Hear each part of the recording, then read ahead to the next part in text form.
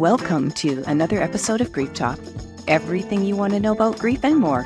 I'm your host, Fawn Solis. As an author, mentor, and bereaved mom since 2005, through guest interviews and coaching, here's where you'll always get great content that is inspiring and practical to help you heal after loss. Today's guest is Amanda Jacob. With her background as a registered nurse, Amanda transitioned to coaching women with their financial health through her company, Life Changes by You. Once financially flush, yet living paycheck to paycheck with mounting debt, Amanda will teach you how to stop overspending and become debt-free with the money management skills you need to enjoy a solid financial foundation that will give you peace of mind and allow you to pursue all of your passions.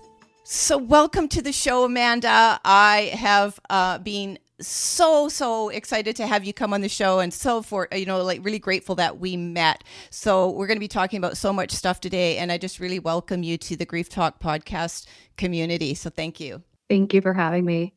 So for the audience, if you listen to the intro, you'll know that Amanda is a mentor, a coach for women largely between 20s to 40s, but I suspect, Amanda, you can help other women if they need the help. We'll be talking about that today.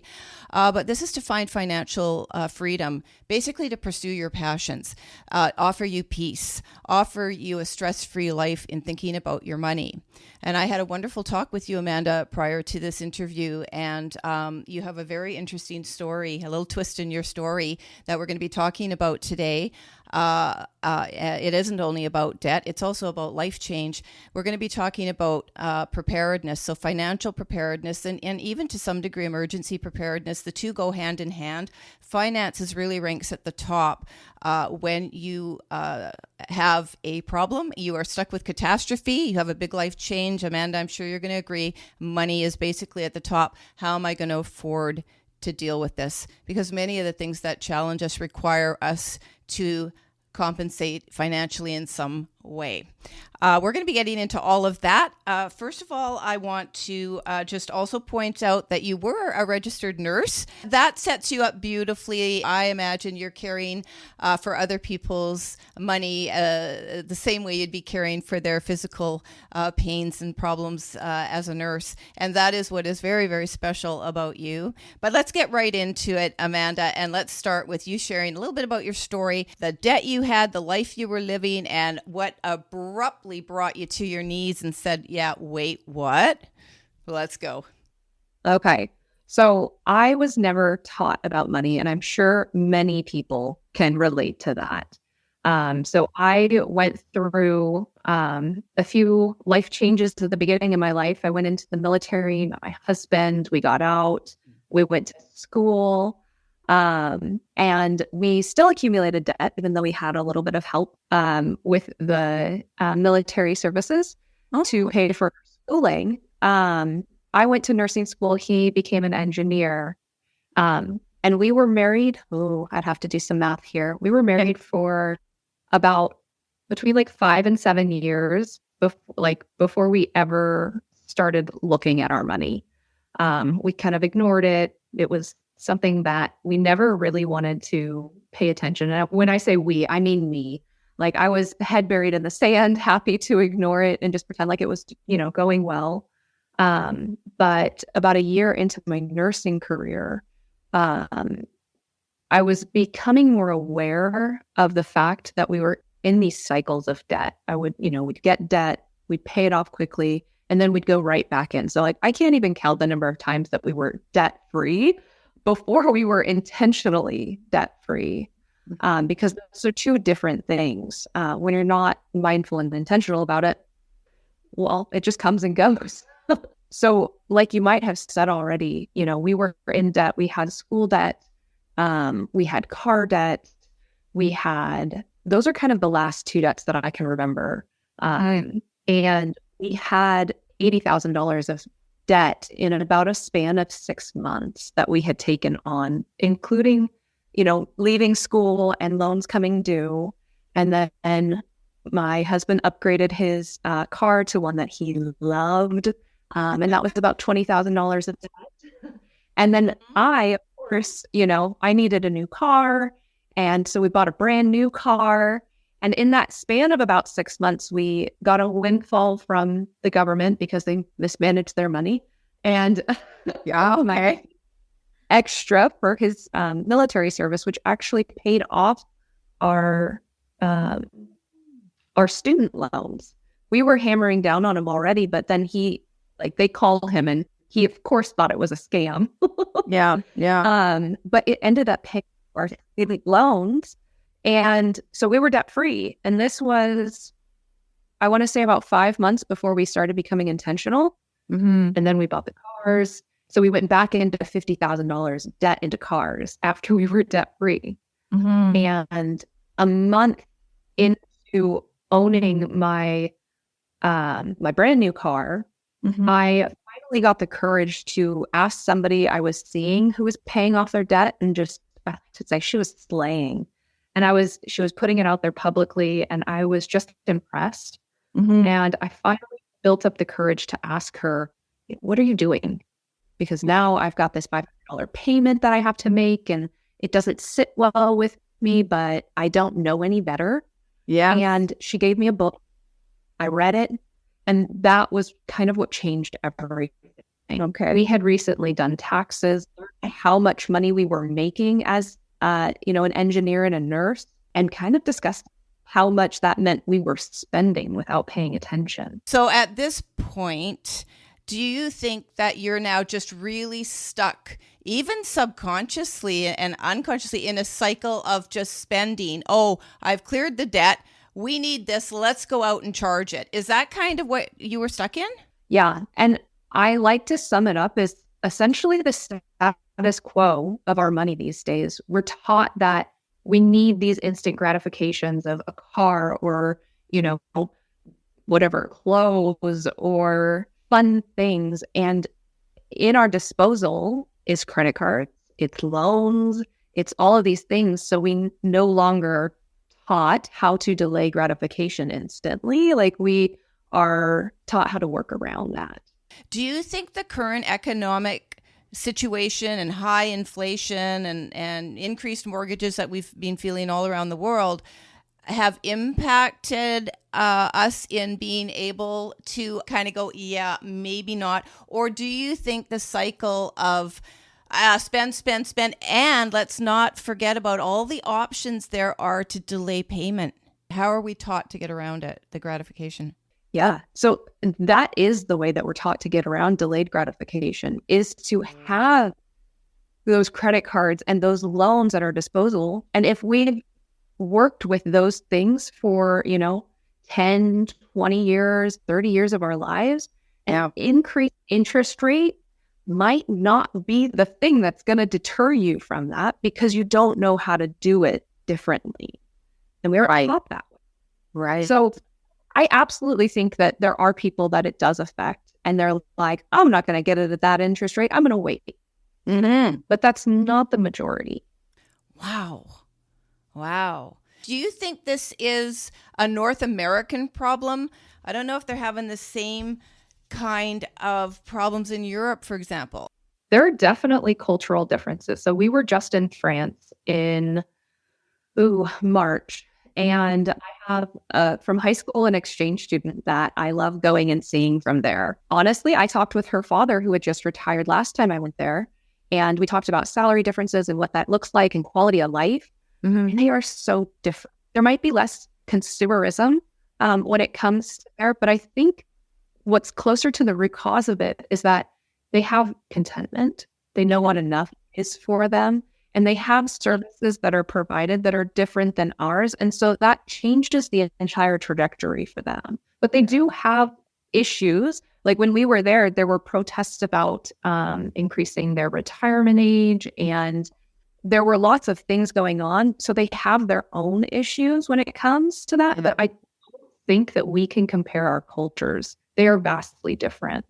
I think so too. And I'm in Canada. So, America, the biggest, the greatest, whatever. But I am going to say, I think we share the problems of not knowing when enough is enough and feeling some kind of need within us that we've been trained to identify as material. And I think that's just a social norm that we've been taught Yeah. because we're not necessarily taught how to deal with our emotions or how to cope. Some of us were taught those things at a young age, but others we're finding it in exterior things. And a lot of times that comes with emotional, shopping and figuring out, I'm upset.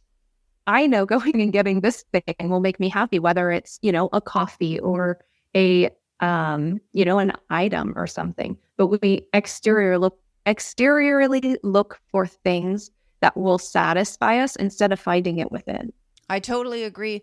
Can you give an example in your life before or at the time that you had your awakening where were you spending emotionally? What were the things that you were buying?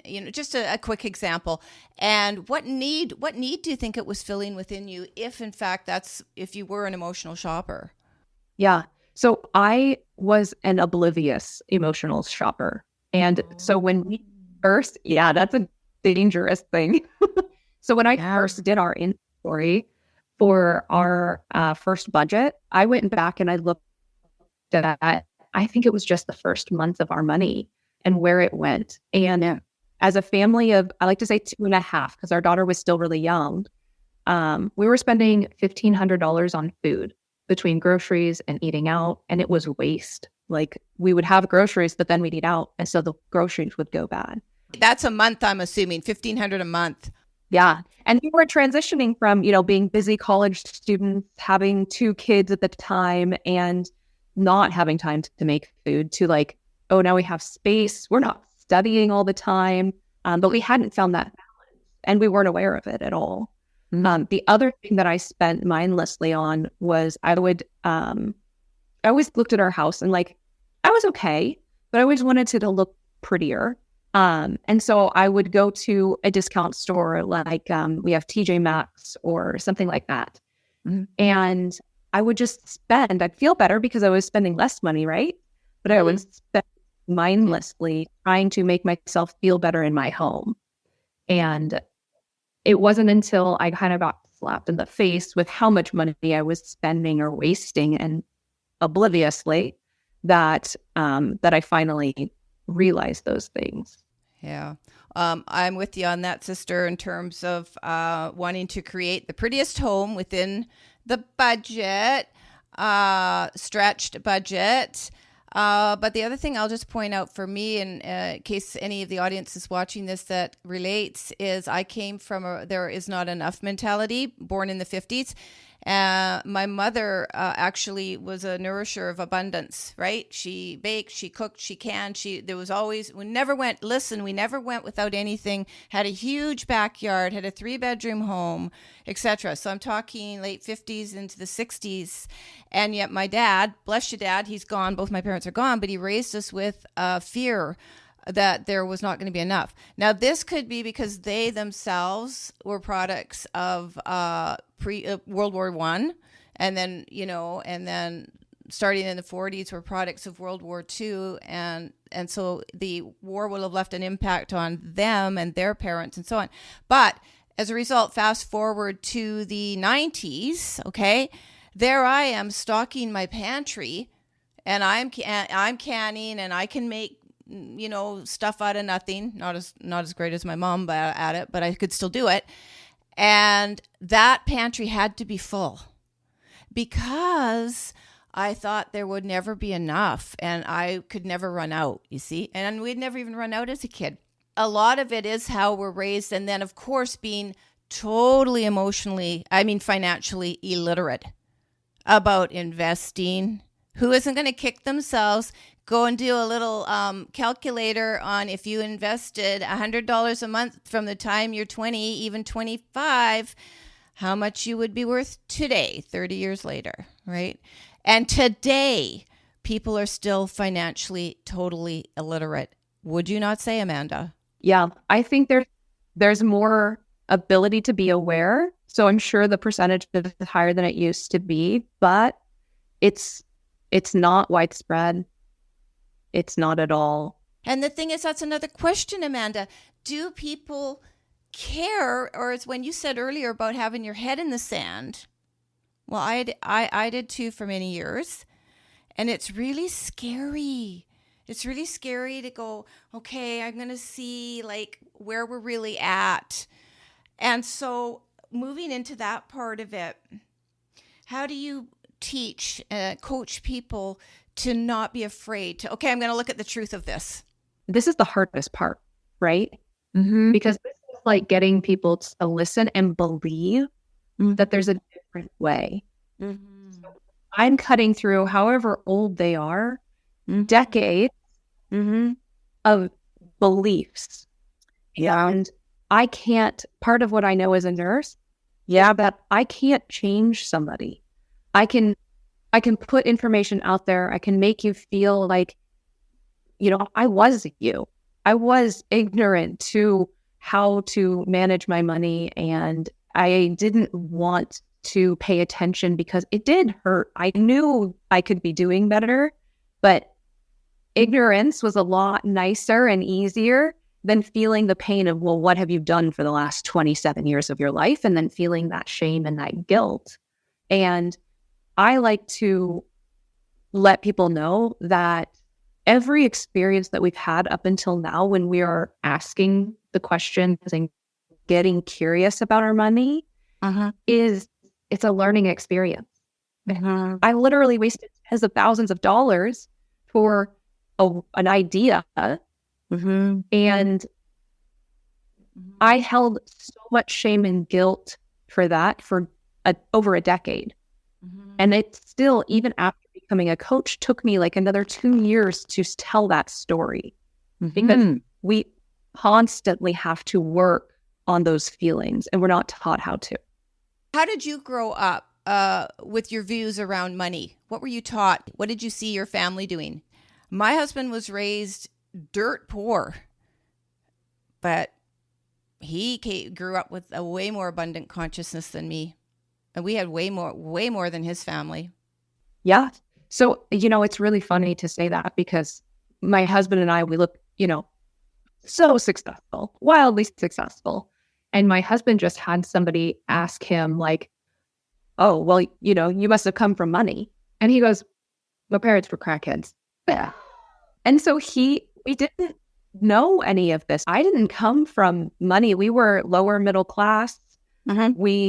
I grew up knowing how much money my parents didn't have, because it was a constant conversation. They didn't know how to save until I taught them after I learned.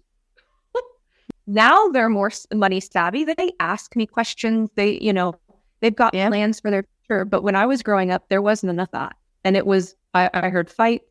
I saw, a zero or negative balance more often in the checkbook, because I was a very snoopy, curious kid. So the things that I wanted when I was able to work, like at a working age, I wanted a lot. Like I wanted to go snowboarding with my friends. I wanted to go on trips. And so I got a job and I helped pay with that, because I knew that would be a burden on my parents. I didn't have a great upbringing. It's so interesting. Like I remember, I have a vivid memory, oh my God, of my mom. And at the time, so I would have been 6-ish, and early 60s. And she'd go in the grocery store and she had $35. She could still feed a family of 6 on $35 a week. And every Saturday, off we went to the grocery store. And I could still see her ticking everything off, And by the way, I had to do that a few times in my life too. But when you grow up that way, it's normal. Oh, you only have this much money and and this is how you do it. So she taught me how to budget. Oh my goodness, without even realizing it. But then she would save maybe, I don't know how much money it would have been at the time, but a few dollars to take me and maybe my sister, if she was there, to the little donut shop. And I can still remember eating the egg salad sandwich and having enough for whatever drink it was, root beer or whatever it was. And man, and so these are the memories we have, right? This is what shapes our beliefs about you either have enough, even when you don't even know what's in the bank, or you're fighting, the parents are fighting, and you're desperate, and all kinds of things. Do you think, here's a question for you, for the people out there, and I think there's a good majority out there struggling, financially, always will be, was before the pandemic, was before all this inflation stuff, there will be again. And because there's a segment of society that is just simply taking on too much. And I think money, debt is offered too freely. Do you agree that your strongest memories from childhood, watching our parents, how they treated us, what they gave us, how much they let us know about money, how much they fought or didn't fight, how much they kept from us, do you think that really largely shapes our beliefs as we grow up? The information that I had growing up about money, because I only saw my parents' money, it wasn't, nobody talked about it anywhere else. Right. But when I took that into adulthood, I took it as all negative. I didn't have a egg salad sandwich. And if I did, so the trips that I got to take snowboarding, like I felt like I had to work for it. I had to do the hard work because I was trying to take care of or shelter my parents from those things so that I didn't have more fights. And so there was a lot of emotional baggage there when it came to it. And I wanted to be the opposite. I didn't want to be like my parents with my money, but I didn't know any better. So I made more money. I always paid off my credit card, and I always paid off my debts. Like I would pay off my debts as fast as I could, but that's all I did. And I was still paycheck to paycheck. I still wasn't aware. Yeah. So you've mentioned a really key point, but fun fact here for anyone that's interested, I still remember, as does my sister, the very first ad on TV for ChargeX, what later became Visa. So that would have been in the 60s sometime. And before that, there were no credit cards. So I still remember ChargeX. And I can't quite remember the slogan, but, there was one about, for many years about, cha-ching, this costs much, this cha-ching, this item costs this much. But then they'd show an experience that you could charge priceless. So it emotionally built in that, and I still remember the first time I ever charged groceries, which was probably in the early 90s. And I felt so weird about charging food.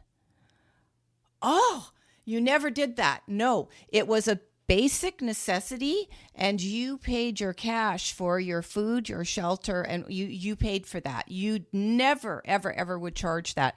So there was a huge emotional thing because I right away thought people could get in trouble. What if you don't? I was an adult, but what if you can't pay for those groceries? And then you get into a habit of still charging for groceries, but there's no money coming in to pay for them. And I'll bet you today we do see a problem with that. And of course we charge everything. I did just want to acknowledge here that you speaking as a mature adult child, but I so appreciate what you're saying because I think that as you said, there's a lot of emotional baggage and the responsibility emotionally you had to take on because of what you wanting your parents to help you with financially would ultimately end in conflict and fighting of some kind. That's huge, Amanda. But at the same time, it's very admirable. You've recognized what that did to you and what you saw in that. And I hope that you have worked on yourself. I'm assuming the answer is yes, to clear yourself of any of that trauma-inducing stuff, emotions, because that's awful. And I have met so many adult children who feel so responsible for their parents for one reason or more. And kids, it's not your responsibility. Having said that, I'll also tell you that our son taught us how to invest. And so he is like you.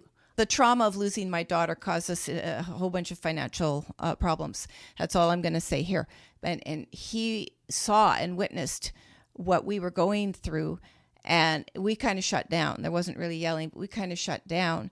And it was tough. And so I know today I understand he taught himself about investing at a very young age. Why? Because he didn't want to go through what we went through.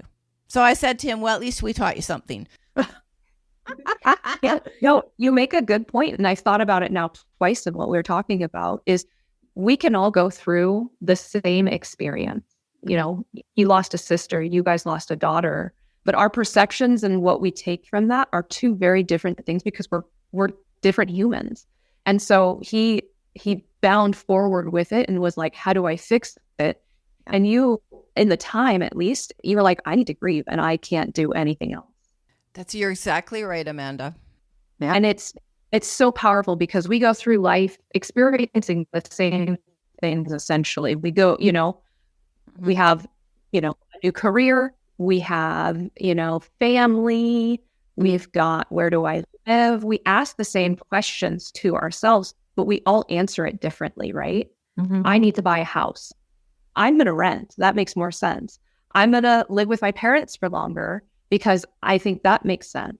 And we all have to figure out what works best for us in that situation, but also giving ourselves grace if what we first choose wasn't the best option for ourselves. It was the best that we could do in that situation. I agree. And we continue to learn. And so that's all we're ever doing. I like what you said. It's never too late, is it? And there are solutions to everything, even if it requires letting go. So let's move into that because we've talked about some of the reasons we're afraid to look at our money.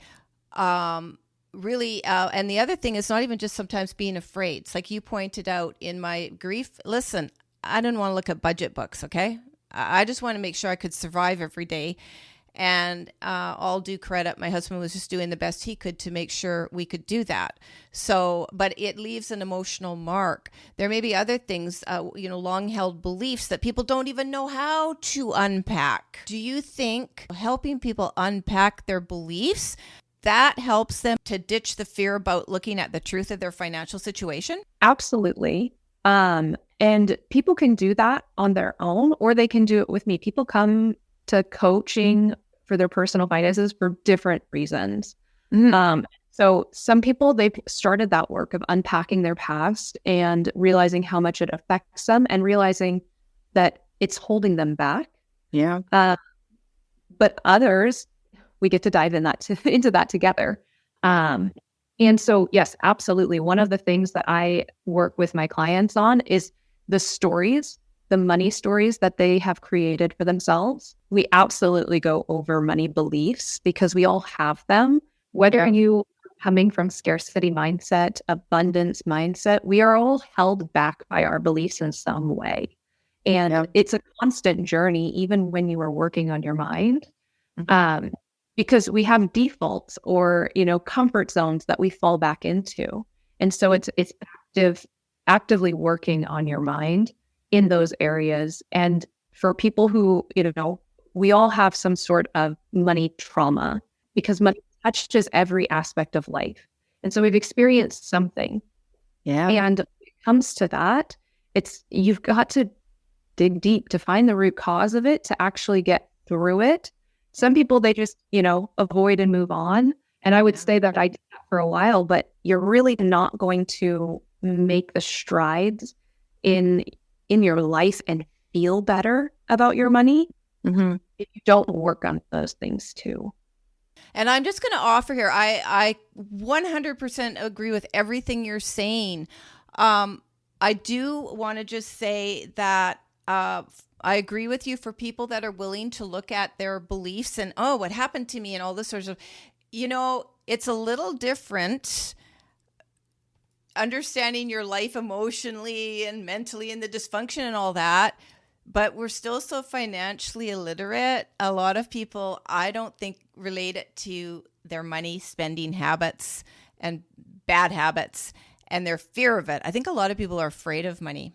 You can work on any amount of abundance and manifestation training in your life, and it still won't address the money trauma, the money stress, the money beliefs, the money stories. I love how you say money stories. And it'll keep you in that same habit of fear or bad spending. I was not a bad spender. I was not a oblivious spender. I was feeling a need of wanting to feel safe. I was very cautious about, so I'm a very good budgeter, as it turns out. So I never just wildly went and charged up. But I had someone else do that, and I had to deal with the stress of finding out about that multiple times over and over and over again. And I've written all about that in my first book, Divine Healing, because it really impacted the grief process when the trauma actually hit, and really being afraid of losing everything, and then developing PTSD and thinking it was my job to fix it all, which I couldn't. So that's my story in brief. When I first became financially free in my mind, so we're talking two different things here, Amanda, and help me out here. Financially free in your mind first, and then financially free physically, because you have to free yourself in your mind to look at what you've done, what you're doing, how you're spending, but also to take responsibility for a budget and the money. And maybe you hate it. We live on a budget religiously, and I manage the money. And guess what? I didn't want to take that job on, but I knew I had to face what's coming in, what's going out, and make the decisions in order to make me feel safe. The thing I wanted. Do you want to speak to that a little bit about helps people who are afraid right now? Oh, head under the sand. It's too big. It's too big a problem for me. Honestly, I think the best thing you can do is get involved with a community of like-minded people, but just get curious. That's the biggest thing that you can do, because you don't have to find other people. I got a book. I was isolated. I had a book and I learned. Yeah. And then I got curious from there, even further curious.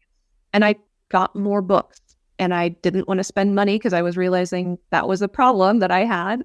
And I went to the library, and I just kept getting curious, ask questions. So I think framing it, and I'm only sharing this because of me having such a block and such a fear for decades.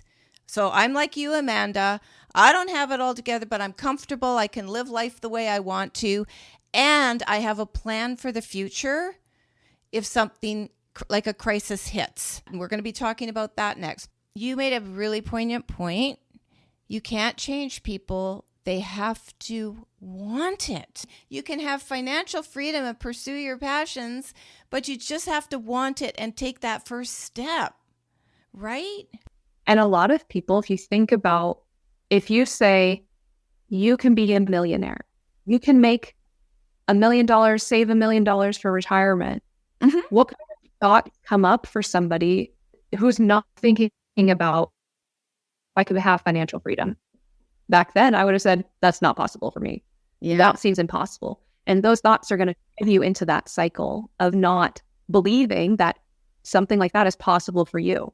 Yeah. Whereas the majority of people, especially the way that things have increased in rates and everything, the majority of people are going to make $1 million in their lifetime.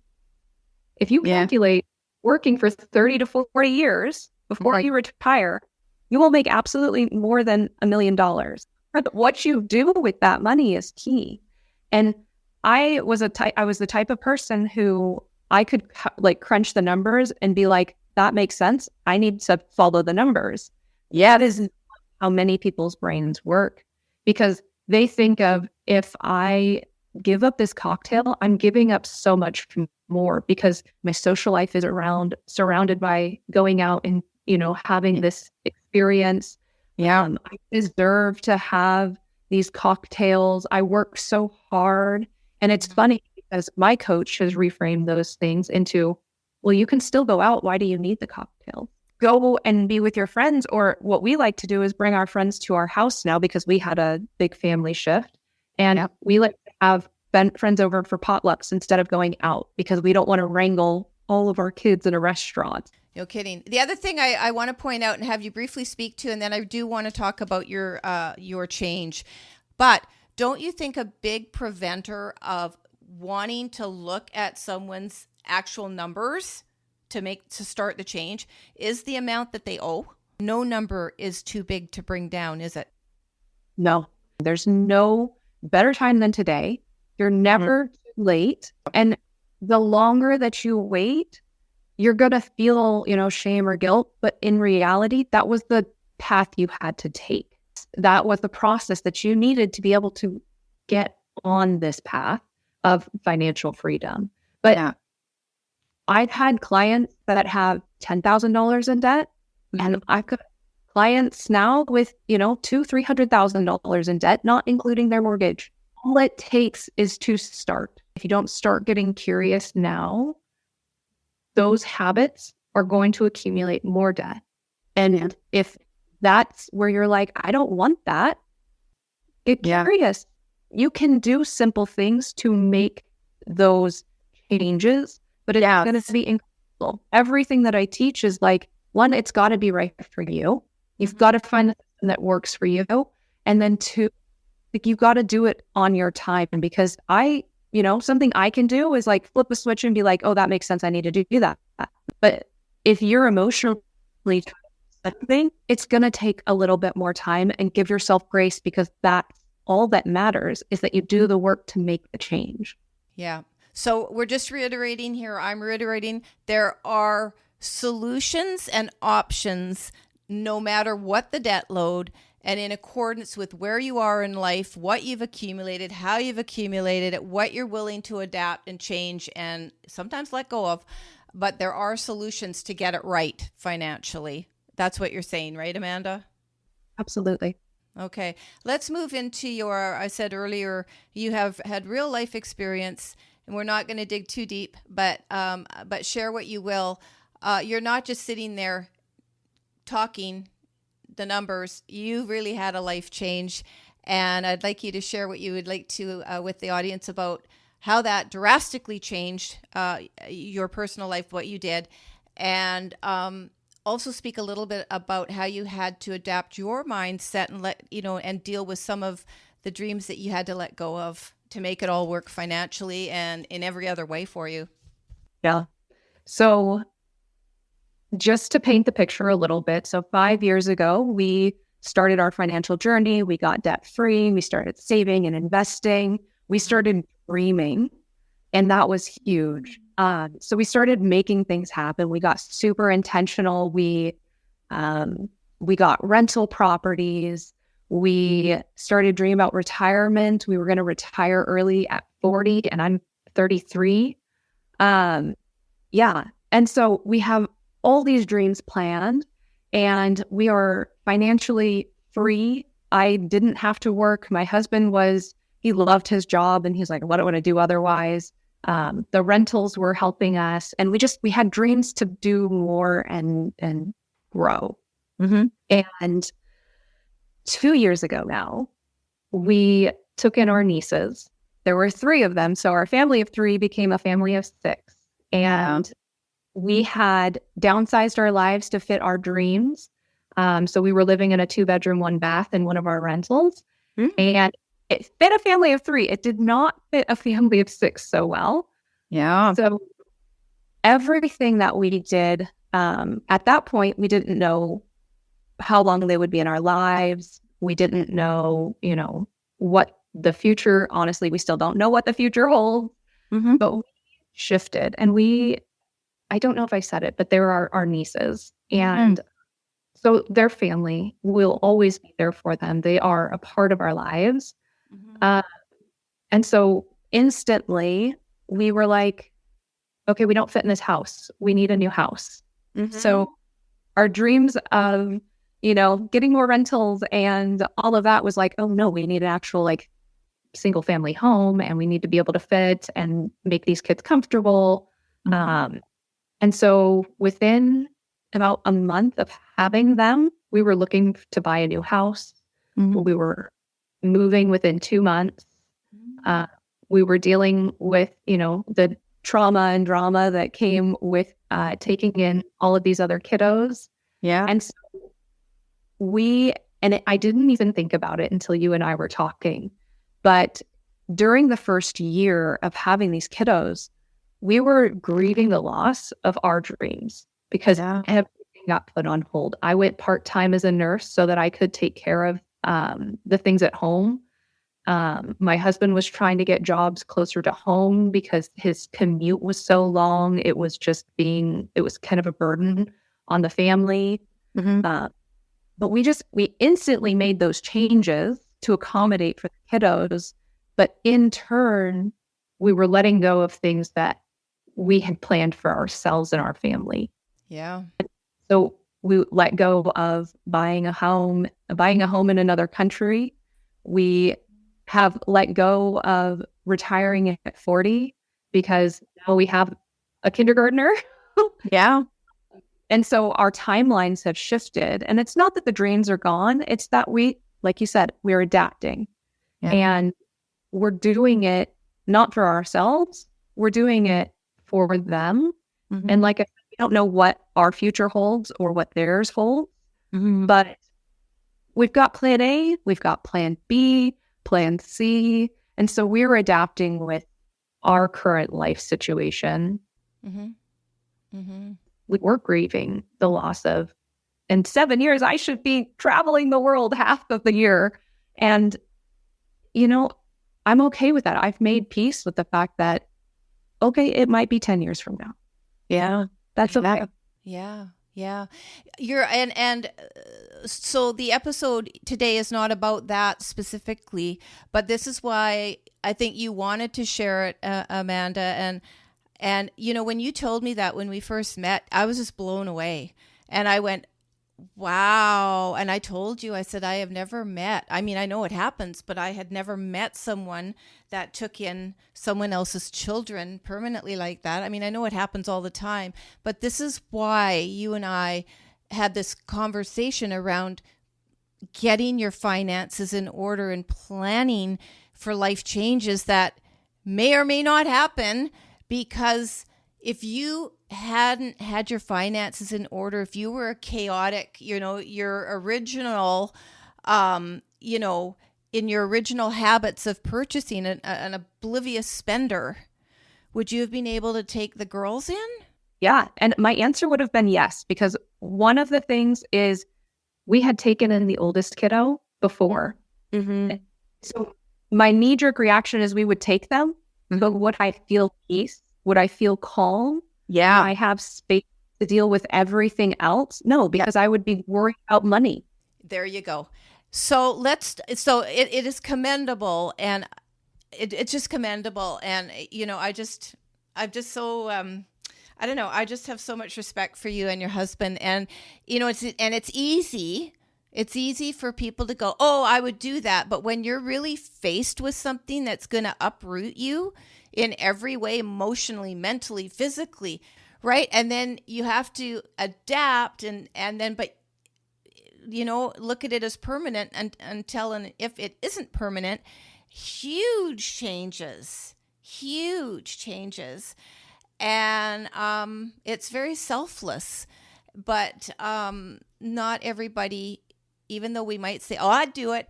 Yeah, you don't know what you'd do until you're actually faced with a situation. And that's it. And the only one that you can't really necessarily control is if you lose someone to death. And then you're going to do it whether you want to or not. Well, one of the things that I like to think about now, I can do it in hindsight. It's so much easier, right? Yeah. Is because we got the space in our budget, because we had the buffers, because we had all of those systems in place. I'm able to stress about other things because money's not my stressor. So I have space and brain to worry about other things or, excel or learn about other things. Whereas if I was bogged down with money stress and thinking about it all the time, like I wouldn't have time for other things, including thinking, instantly thinking, okay, I can take in these kids, like, duh. But I had the space and we had built that over about 3 years. So we weren't stressing about money. We were just, I like to say, like, we just get excited about money. We get curious about money, and it was a no-brainer for us. But that's because we did the work 3 years before. Yeah. I love what you said, get excited about money. Not sure how many people get excited about money, but I have not heard anyone say that. And I love that. So I just want to also say really quickly as we come to the top of the hour here. So it's a no-brainer that you teach, coach about planning in the event of blank. Do you think people naturally adopt, I'm going to plan now because the minute that they want to face the truth about their finances, do you need a budget? So that's part of what I do is you absolutely need to create awareness of your spending, and that's going to turn into a budget. But what you need to do is create new habits for yourself. Yeah. Because the old ones are ingrained. Those are your default. Those are easy to go back to, but they are getting you where you want to be, whether it's feeling at peace, whether it's feeling confident or empowered or excited about your money. You need awareness. You need to set a budget, and that looks like so many different things for so many different people. So I like to say there is no cookie cutter budget, right? There is no one size fits all when it comes to it. What you have to do is find what's best for you. So those are two first things I definitely think. Right. Yeah. And so if anyone's out there thinking, well, my life is just so much of a mess, I wouldn't even be able to do a budget. Not true. Getting past those beliefs, you do need someone to help you hold your hand and say it's okay, because a mountain of debt just looks like a mountain. That's it. It just looks like this great big mountain of anything. Whatever we're struggling with, that's our mountain. And it can be very difficult to climb it alone. We're not islands unto ourselves. We need help. And I love, love, love what you're doing and offering, because you've got that sensitivity piece. You've got the life experience of having to let go of dreams, having to do an immediate quick change. Life's not going this way, it's going this way. And that can derail a lot of people financially. Even if you've got a budget going, it can derail you if you don't have a very solid, I'm talking from experience, appreciation and respect for and excitement even about money. When our trauma hit in 2005, it was years. It was another 11 years before we really were able to change the habits. Because when you're in a relationship, you're also living with the other person's habits. Let's just quickly acknowledge that, right, Amanda? And couples don't necessarily communicate well about money, do they? No. And I will say, even, half of the couples that I work with, usually it's one of them showing up. Wow. So I just want to acknowledge that piece. If you are in a relationship and someone else is controlling the money, what would you say to them, Amanda? I would say get curious. But honestly, imagine if you were on the same page as your significant other.